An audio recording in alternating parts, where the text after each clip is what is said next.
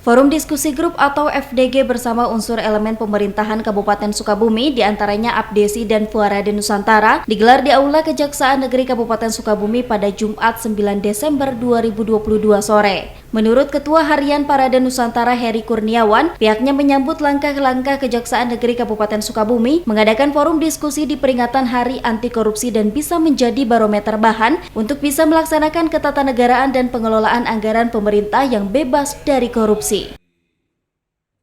Ya, terima kasih buat teman-teman dari media.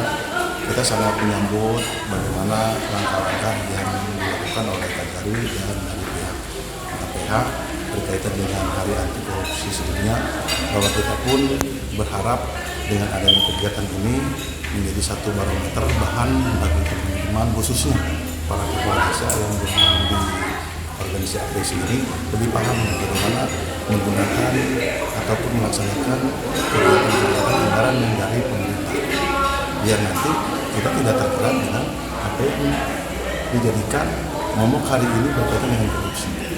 Oke, harapannya sendiri dari Parada sendiri seperti apa dengan kegiatan ini? Ya, dengan kegiatan ini sekali lagi kami harapkan bahwa teman-teman dari kepala desa khususnya di Parada akan lebih paham, dan kami akan memberikan informasi ini kepada teman-teman bahwa kita mengadakan kegiatan-kegiatan di organisasi biar nanti lebih paham berkaitan dengan apa yang harus kita lakukan di pemerintahan desa.